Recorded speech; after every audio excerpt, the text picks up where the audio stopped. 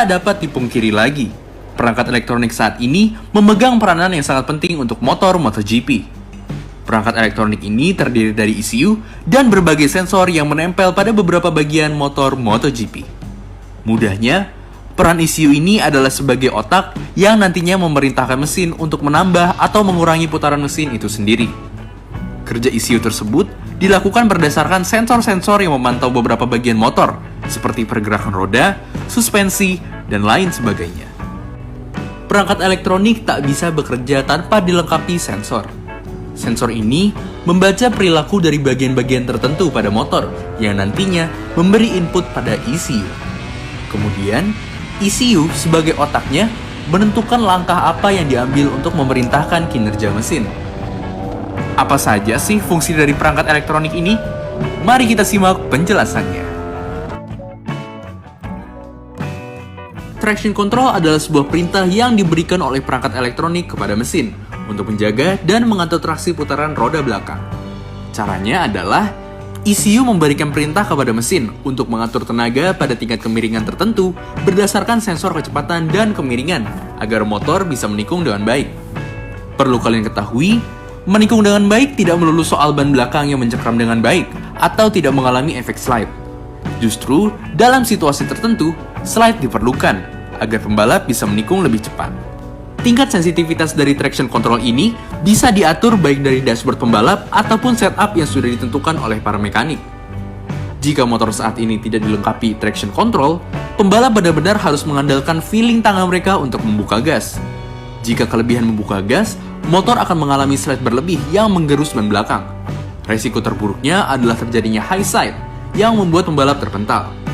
Jika kekurangan membuka gas, tentunya pembalap akan tertinggal.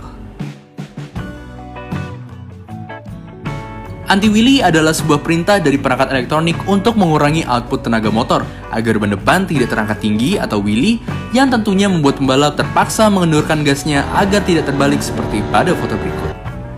ECU memerintahkan mesin untuk mengurangi tenaganya berdasarkan sensor yang terpasang di suspensi depan.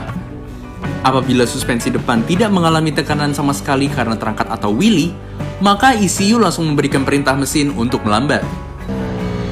Jika tidak ada anti-wheelie ini, lagi-lagi pembalap harus bergantung pada feeling mereka untuk memutar gas dan juga bisa diakali dengan menginjak rem belakang agar bagian depan motor tidak mengangkat terlalu tinggi.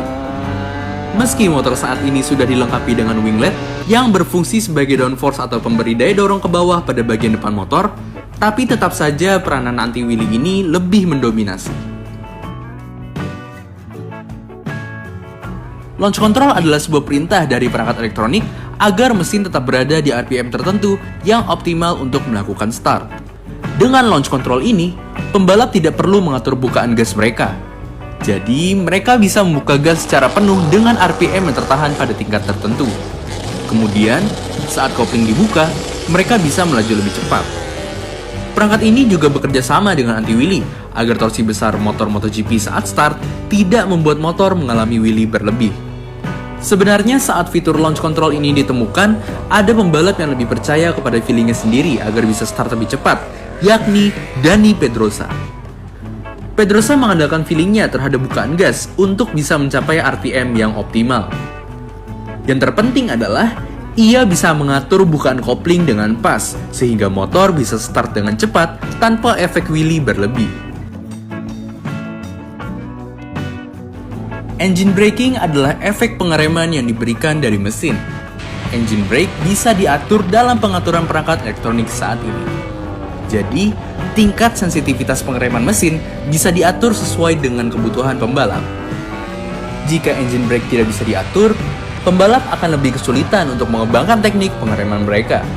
Karena pengereman adalah sebuah kombinasi dari tekanan yang diberikan pembalap pada rem depan dan belakang, berkolaborasi dengan engine brake. Tanpa engine brake yang bisa diatur, pembalap juga akan lebih kesulitan untuk menghemat ban belakang yang tentunya akan mengalami slide karena putaran roda belakang yang lebih lambat dibandingkan roda depan. Ini adalah sebuah perintah yang diberikan perangkat elektronik untuk menjaga kecepatan motor di bawah 60 km per jam yang diaktifkan saat berada di pit. Jika tidak ada perangkat ini, pelan-pelan aja deh gasnya. Fungsi lainnya adalah memantau apa yang dilakukan motor yang tercatat dalam bentuk data telemetri.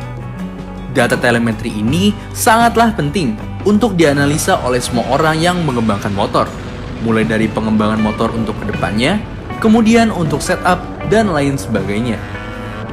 Perangkat elektronik ini bisa dibilang kadang kawan, kadang lawan.